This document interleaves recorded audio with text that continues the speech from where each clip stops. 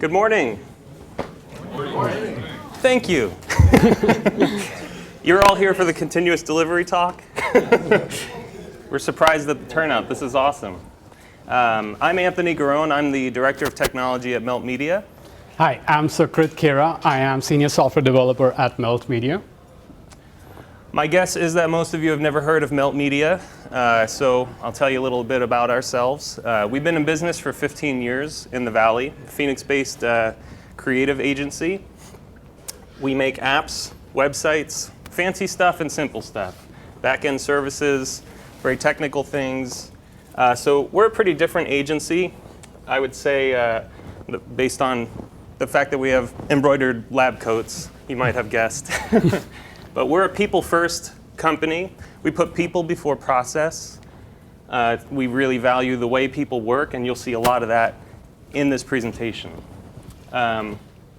We believe we can express creativity through technology, and we hire people with a variety of skills. We usually hire for talent before skills, so we look for really smart, exceptional people who can cover a wide range of technologies, and when our customers come to us and say they need certain services, we say, no problem, we'll figure it out. So we are an atypical agency. Today we'll be covering our personal deployment story over the last 15 years, the rise of our Totem empire. We'll tell you what Totem is in a little bit. We'll do a demo. We'll talk about what's next for Totem, and then we'll have some time at the end for Q&A. Our deployment story begins with a quote. It's a philosophy that machines should be productive and that people should be effective. We believe machines should do work that's repetitive and things that humans aren't really great at, like making sure that you go through a checklist, you know. And people should do the things that their brains are really good at, like analysis and making sure things are working right as expected. We write code for ourselves, and we have clients that pay us for writing code. Over the years, we've had to learn how to manage our code. We started out with Subversion, then we moved to Git, and then we're full on with GitHub now. And moving to GitHub forced us all to align with a common methodology for managing how we write our code. So we all use GitFlow. Many of you may be familiar, but it's a pretty accepted standard way of using Git. And that got us to about, I don't know, 18% awesomeness over the years. So we realized GitFlow got us pretty far, but we saw there's a point at which we could be 100% awesome and everything is awesome. So once we got through managing and writing code, we ended up having to deploy our code. We deploy our own code, and our clients pay us to deploy their code. Like many other companies, we use the common tools like rsync, and we moved on to continuous integration solutions like Travis CI and Bamboo. But everything was ad hoc. We ended up getting some nice tools and built some nice workflows, like pretty standard stuff: testing, building, deploying, validating. Whoa, Anthony. What? These steps are manual. Yeah. And you know that my time is precious, right? Right. Right? Yeah. So, if we need to do something about this. All right. How about let's automate our solution? Okay. I don't need manual steps. All right. I want to be writing code for the clients. Great. Sounds good. So we started using Chef. And we were already using EC2, so we thought, let's do some automation for provisioning, application deployment using Chef. And over a period of time, we thought, let's even make it more automated. We also integrated with CloudFormation, OpsWorks. And then we looked at our routing options. We started using Elastic Load Balancer, Route 53. Pretty much, we automated all our manual steps. Yeah, that got us to, what, I don't know, 26, 27% awesome, but not awesome enough. We still have a way to go. So what's next? Oh, actually, we found that as far as we got, we had several challenges. For every app, we had at least one server. We had single app instances. So for 60 apps, we had at least 60 instances plus multiple environments. I didn't want our front-end developers learning how to write CloudFormation scripts. We had a bunch of challenges. So we had automation, but it wasn't continuous. And of course, my precious time, because now I have to train all the front-end devs to get up to speed. Right. So, when you think about this, the problem is really not complicated. It's really simple. All we need is we need to have the ability to run multiple applications in isolation. There were tooling around the same. We had namespaces, C groups, and all that. But I'm a developer. I don't have to learn all that to automate, my deployments. Thanks to Docker, it changed the game. It just made our life so easy so that we can easily build it and deploy our application within a few clicks. Well, cool story, bro, but the issue is how are we going to actually implement Docker, and where are we going to find the time to do that? Yep, and of course, my time is precious.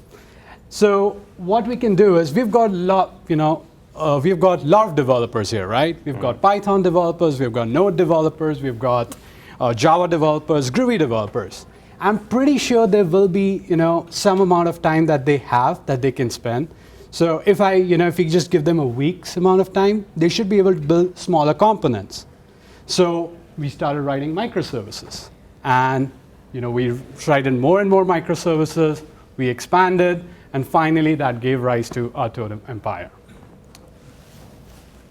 So we started small, but what we really needed was a workflow. Like I said, we're a people-first company, and we believe that people should be effective and machines should be productive. So let's look back at our deployment steps. We've got test, build, deploy, validate, route, and decommission. Pretty standard steps across the board. So you know what? Let's start with something that's really simple. Docker allows us to easily build and run the applications. So how about we just write simple microservices which can watch on GitHub events, build the application, and finally when the build finishes, we can trigger a deploy and deploy our application. Pretty easy. Like I said earlier, though, we already had a bunch of automation already built. So what do we do about that for testing? Yeah, that's true. So how about we fit that into our workflow? And we can take the callbacks from our CI servers like Travis or Bamboo or Jenkins, whatever. We can take a callback hooks. We already are building our application. We can even take the callback hook for the same, kind of write a small microservice around the same, do a simple orchestration, and if everything passes, we are good to deploy. Now, these tools are pretty good, but they don't really cover everything. They don't cover our bases. So how do I know that if a developer commits some code to GitHub, that we're not going to be deploying bad code? So the best way to really check is when the application is truly deployed. How about we ask developers to write simple checks, and I can make an HTTP call on those checks. If the app is healthy enough, we will continue with the deploy. Otherwise, we can simply roll back. OK, so where is that app once they deploy it? So let's look at it. If we put a proxy in the middle, we know that HAProxy is highly available proxy. Let's just start using that.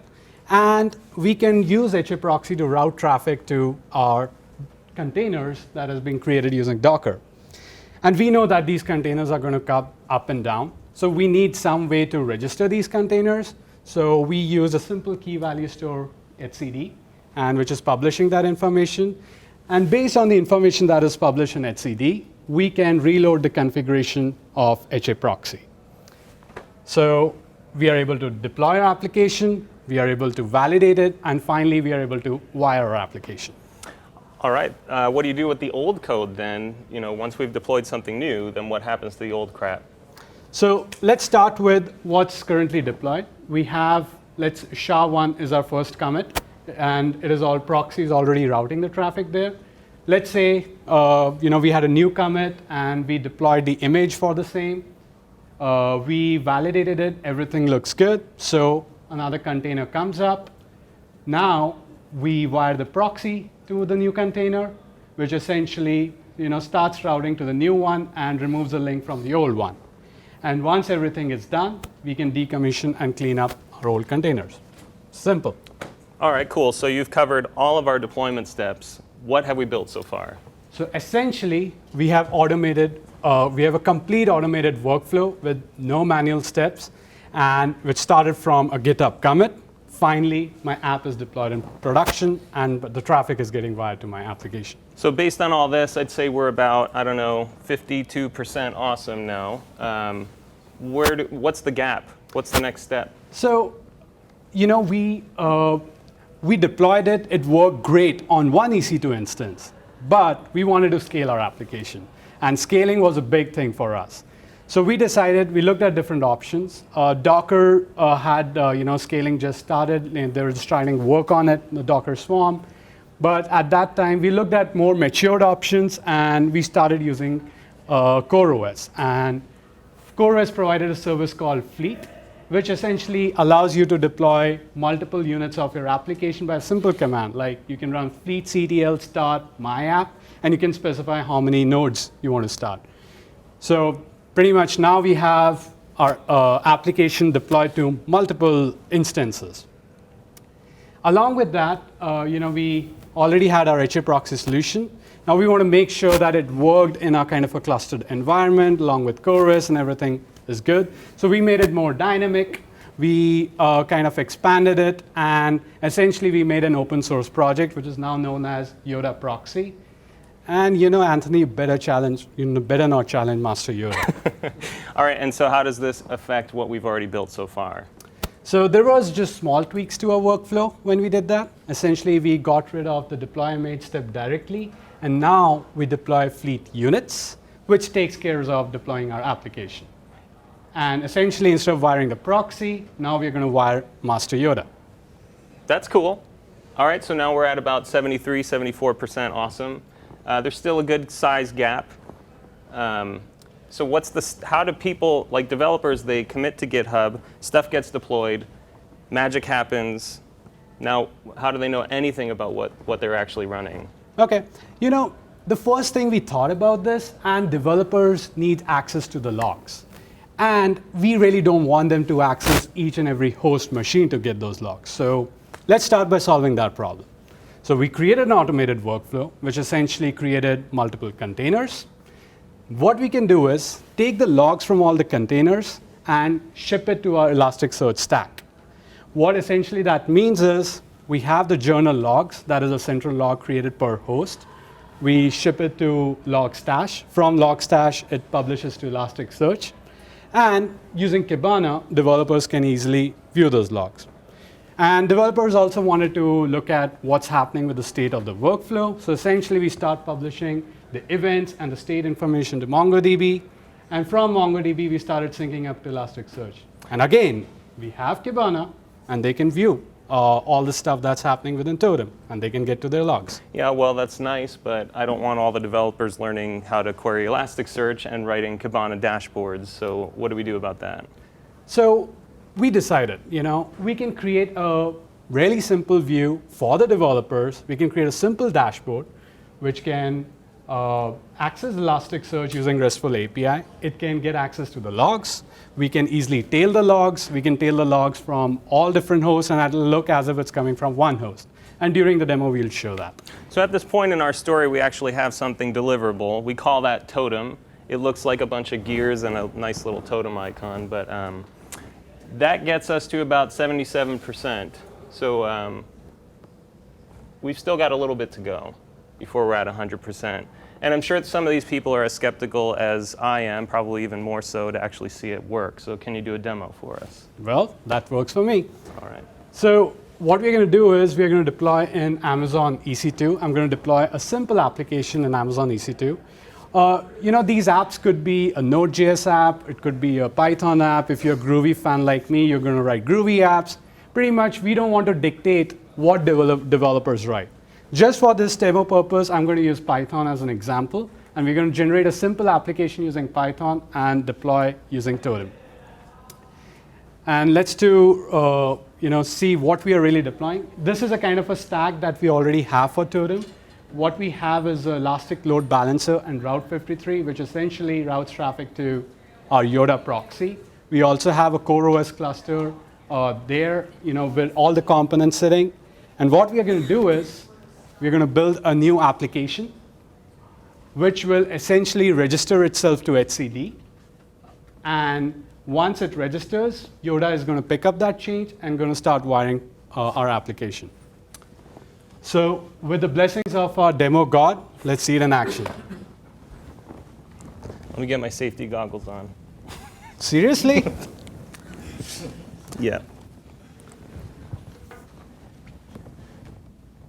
Will not blow up your mind.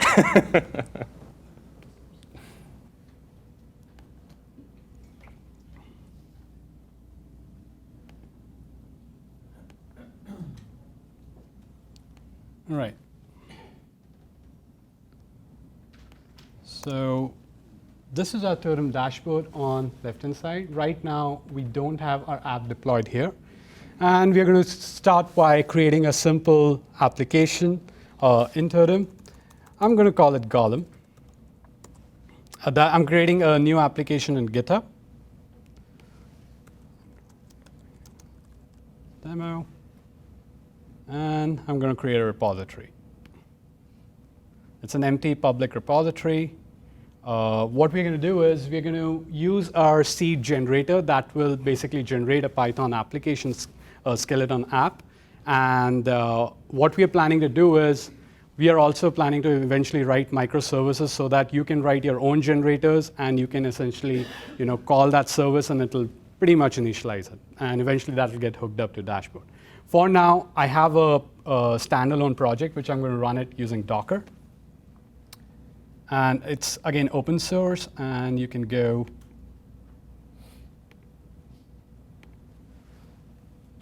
So this is a Python Flask generator.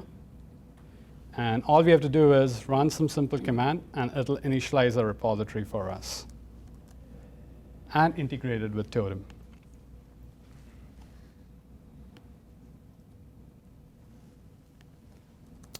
So our app name is going to be called Golem.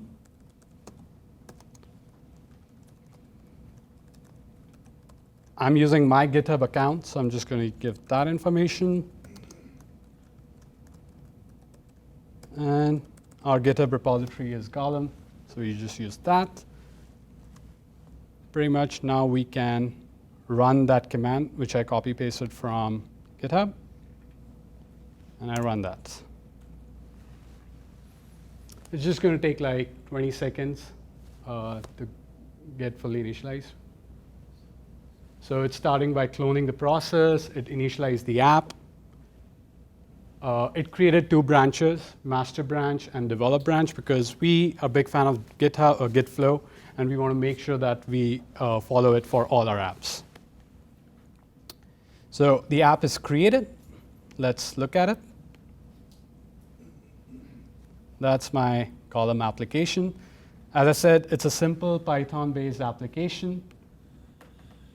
All it is doing is right now printing out its version, and it is also printing out Python version.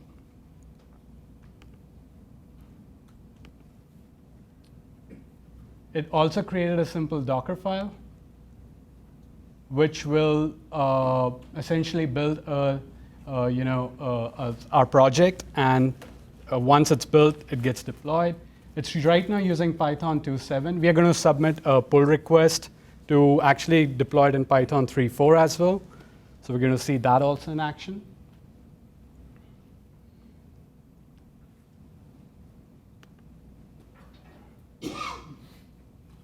It has also created our sample configuration for Totem. We've got tons of options, tons of things to configure. I'm just going to talk about a few of those options. So essentially, I'm trying to create 2 nodes for my application. And I'm going to ensure that at least one of them comes up to classify it as healthy. And all these would be configurable. And finally, I want to make sure that I check before I deploy. So I'm going to check it at a root path before I deploy it. We also want to hook it up so that it matches a good Git flow. So what we have defined here is when do we enable this configuration. It could be, it is enabled in develop branch or master branch, or if it is a feature branches or a patch branch.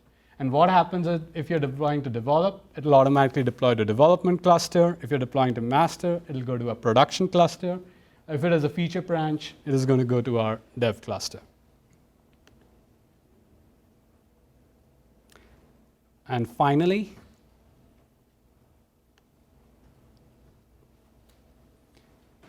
It has set up the hooks in GitHub. We have an orchestrator hook, which is responsible for full orchestration. And there's an image factory hooks, which is essentially responsible for building the application. So let's do this. Let's make a simple change. Let's go to our develop branch and make a simple change to our Python application. And what I'm going to change is I'm going to modify it to Python 3.4. We have these images ready-madely available, but you're free to choose whatever image you want.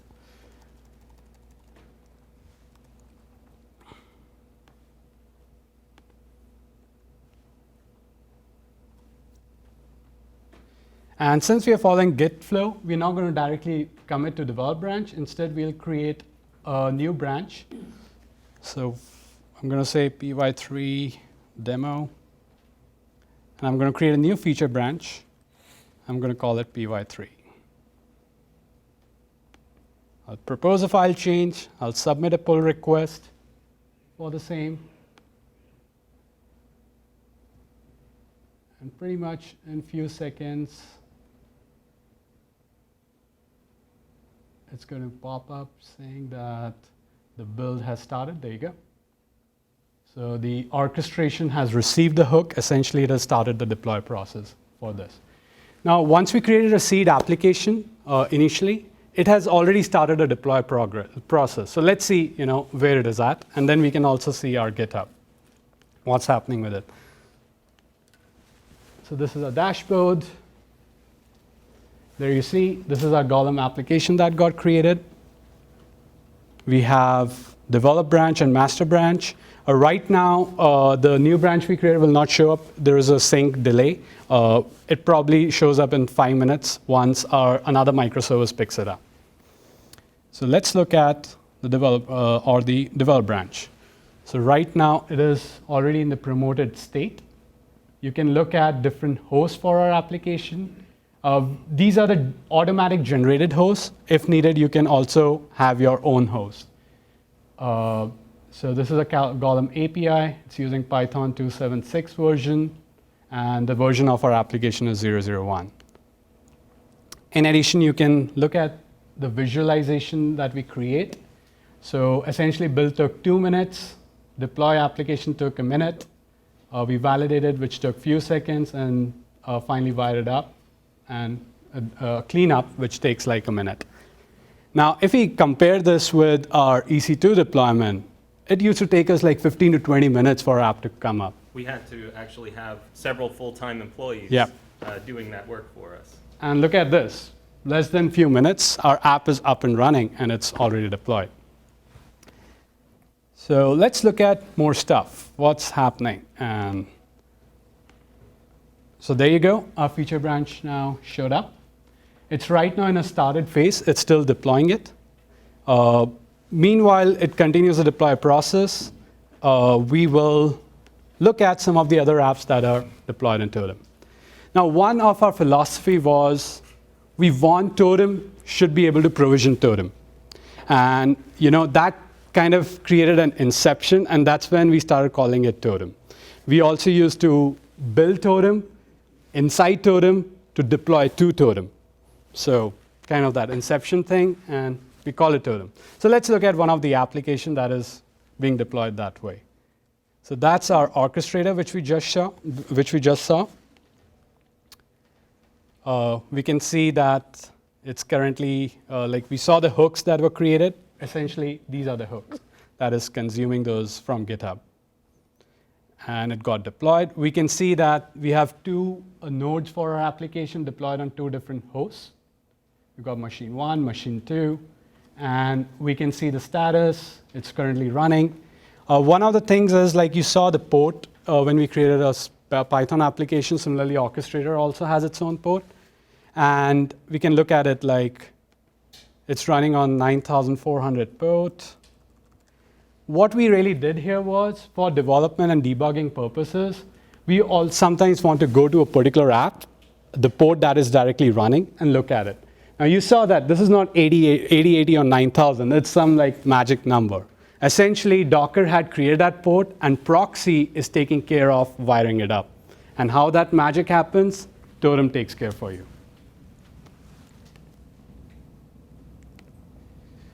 One of the other things, Anthony, you asked was, how will developer get the logs? Well, let's see if we can access the logs. So we wanted to provide a simple way where they can tail it. I'll look at the Spec Python app that we just created. All right, so we are able to access that. And we go to logs, and we can start playing it. So all the GET requests and all the requests that were being captured, we can see it here. Pretty much you can publish any kind of application log to your std out, std error, or even syslog, and everything will be rolled up into a central Elasticsearch. Sometimes we also want to see when those events happen. If you're not publishing it, we also have the ability to capture the timestamp, or we can just disable it. Some of the apps, they kind of publish their own timestamps, so we keep it disabled by default. At times, when we are debugging, we need to know more. Totem is creating that magic for you, right? But we want to get into that magic. It might not be for all the developers, but at least for operational standpoint, we have a diagnostic information, which tells you each and everything that is getting deployed, what's happening, what is the config for the same, giving you more information, and also all the raw events that were getting generated. I mean, as a developer, I might not initially care about it, but once I start using Totem more and more, I really like to use that information a lot.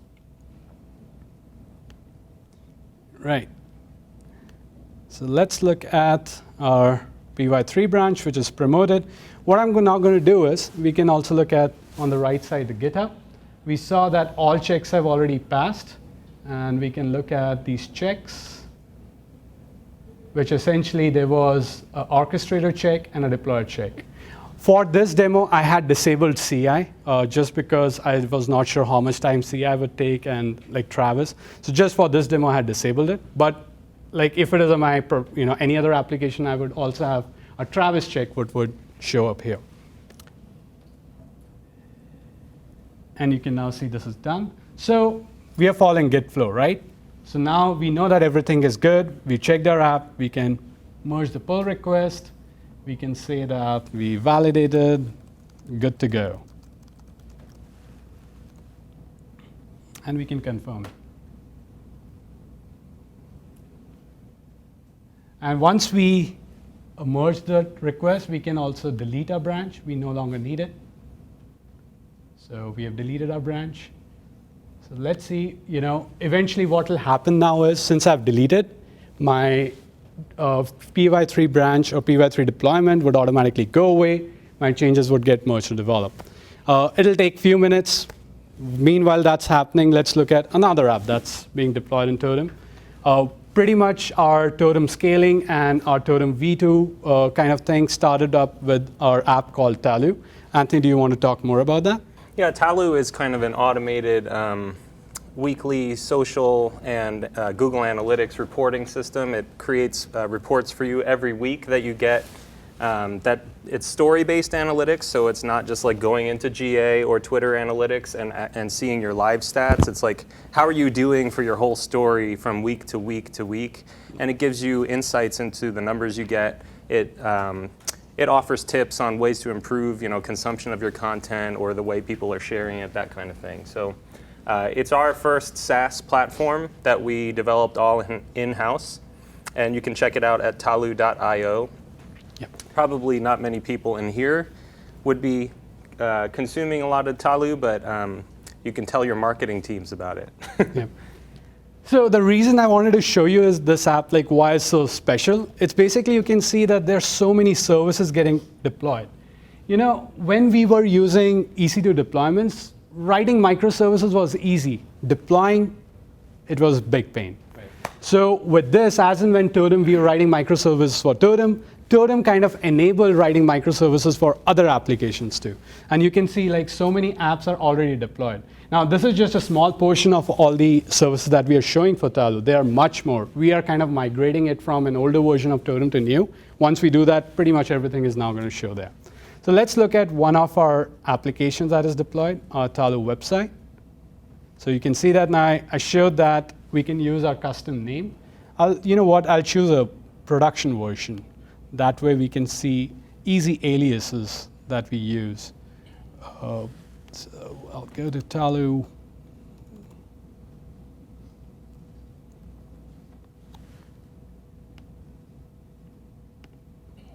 I'll go to the master branch, which is essentially a production version. And we can see that we've got an easy name like app.talu.io. Pretty much you can choose any alias, and HA proxy will wire it up for you. And that is our Yoda proxy. And we can go to that site, and essentially this site is deployed using Totem, and you can see it here. Cool. So going back to our Git flow, and let's look at what happened with our branch. Feature py3, you can see it's decommissioned. If you try to access it, it'll give you 503 service not available, which we expected. And let's look at what happened to our develop branch. It's currently promoted. Like we can see the old version got decommissioned and the new version got promoted. And we can access that URL again. And now you can see that 3.4 version is deployed. So everything got merged, everything Totem took care of magic, and now we have a new app deployed. Essentially covering a Git flow cycle, for the deployments as well. All right, so let's go back to our presentation.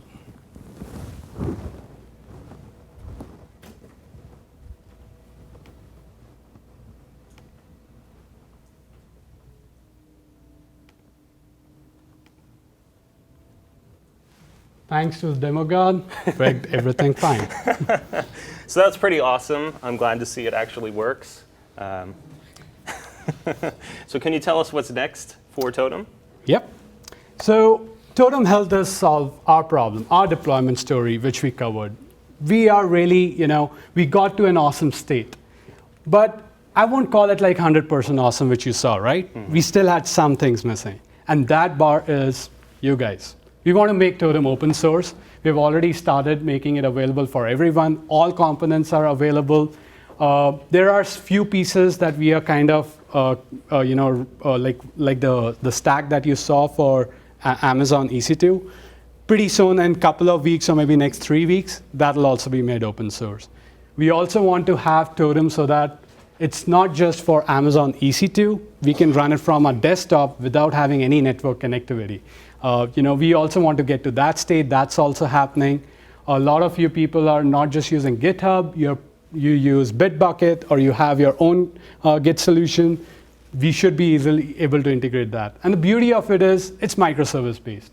You want to add new things, just write a microservice and hook it up into our main orchestration. So where do they find out about this? So watch out for updates at totem.github.io. We have started pushing out our documentation there, where we are at, what are the components, how does the architecture look like. Keep watching our updates on the site. And once we have the new open source stack, we will also publish it here. So yeah, we are getting close to everything is awesome, and we'd love to work with you or get pull requests from you. So please check out Totem on GitHub, and let's have a conversation. We're always happy to hear from anybody and talk about what we're doing. So that's the end of our presentation, but if anybody's got any questions, we're happy to take them. Right. I have 2 questions. The first one is, do you have any hooks for monitoring, dealing with monitoring of all your different instances? Yep. Just to recap, the question was, do we have any hooks for monitoring? Yes, we do. And what we are doing from a monitoring perspective is we have, again, have some open source images for Docker, based on Docker, and we are using NRPE, and we have that set up already. So if you already have an NRPE server which can consume it, like Nagios or whatever, we can monitor the host. At the same point of time, we were also looking at different options when it comes to the monitoring the containers itself. So we looked at, right now we are using, we were trying App Dynamics. We were also hooking up with there are a couple of other things. New Relic. So we looked at these options, and finally we moved to New Relic. It solved our problem just enough so that we can get a visual view of what's happening with our application, and that's, I think, that's where we are doing the monitoring. In addition to stuff, there are some events getting generated, and we have started watching for those events, and we kind of spit it out in HipChat notification or like once such an event happens. So we are taking more progressively towards that. For today's demo, I didn't cover all that aspect because we were more thinking from a developer. But yes, we know that operation is like there is an operation team behind it who gave us this idea so that we could abstract it from developers. Yeah. I'm curious about what features you were looking for in a proxying layer that drove you to develop your own as opposed to modifying something like Nginx or Squid. For the HA proxy? Well, for you, Yoda. Oh, for the Yoda. OK.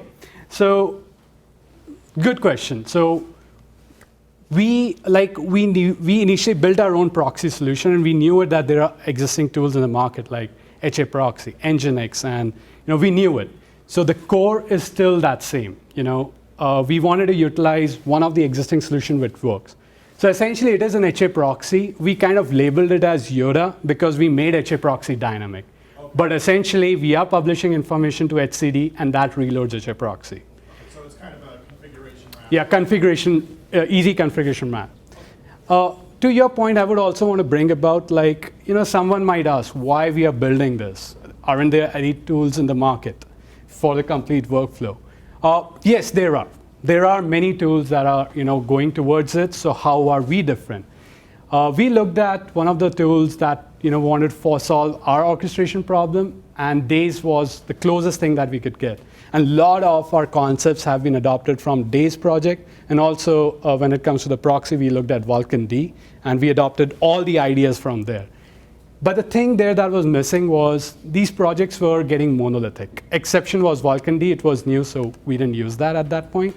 But other projects, they were getting like Days became like a huge stack. It started with the small microservices and became huge. So we thought, we want to tweak the proxy, and looking at the repository and figuring it out, it was getting pain. And then going through the pull request cycle where it is a custom thing that we wanted. So the idea came by that we will write microservices, and if anybody else also needs it, they should be able to write microservices and start hooking it up. The hooking piece should be really small. There's a full service that they can write. So that was the intent. Are you only using ELB above your Yoda layer? We are using two ways. Like the ELB is mostly for public facing traffic. For our private or internal application, we are directly doing balancing through Route 53, through DNS-based load balancing. So, did I answer your question? Yeah. If you do have to do rollback afterward, perhaps, can you do that from Totem, or do you have to do another hold? Good point. So we can do that from Totem. You have to mirror your desktop. Oh yeah. Sorry.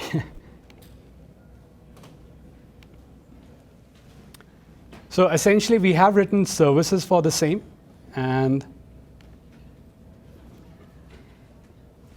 showing up. Yep. So essentially, we decided, 3.4 had some stability issue later on. App worked fine, but later on, we were having problems. So what we can do is we can go to the decommissioned version, and right now, OK. Sorry about this. This is the production version. That change wasn't developed. But we had that button where it would say, just roll back to this version. So sorry about this. We didn't have this in production. It's right now in development. But yes, we already have the services in place. And I think in the next couple of days, we will even publish that feature out. Is there a way to set retention on that? I'm sorry? Is there a way to set retention, how many you're getting back? Or is it Yes, there is. We have a time to live for all our documents that get created. By default, we create time to live as 30 minutes. It's not configurable per application, but it's a global thing that you can configure when you are provisioning Totem. So we have kept it like 1 month for now. And soon, if we have a need, I think we will make it even configurable per application. Yeah. How do microservices communicate with each other? So right now, we are using RESTful APIs to do that communication. And each of those application, like the component that we have written, has got its own Celery-backed queues so that they can do the full orchestration, at least for that layer. But for the communication, we decided to use RESTful layer. Right, how to discover, what are you using for discovery of other, once it's onto one microservice, you're using Discover that you're Yes, yes. So for that, we decided to use DNS names.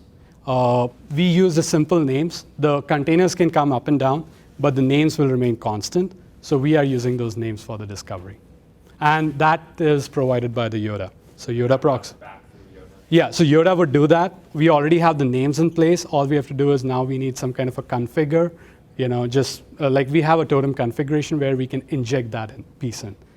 And let's say if we don't have like a friendly names, like let's say you have like golem.elb.usvest1.cu.mel.sh, like these are some patterns that we have created in the configuration. You don't have to know the full thing. You just have to know what's your prefix, like golem. And the rest of the path, you can inject it in the totem configuration. Yep. Got another one. So if one of the instances stops, do you have a way to control to run another Docker start or to launch another one? Good question. So what happens when an instance goes away? Or even for that matter, a node goes away, right? We are using Fleet as a cluster manager. The beauty is like we don't want to write that thing. We know that there are existing tools that will do a great job. And there are, in addition to Fleet, there are more tools that are getting developed, and we will start writing microservices. But to our current deployment, that takes care if one host goes down, it will automatically migrate our application to another host. The Fleet will do that job for us. Any other questions? Anyone can come and talk to us afterward. Looks like people are wrapping up, so enjoy your lunch or your snack break. Thanks for coming. Thank you.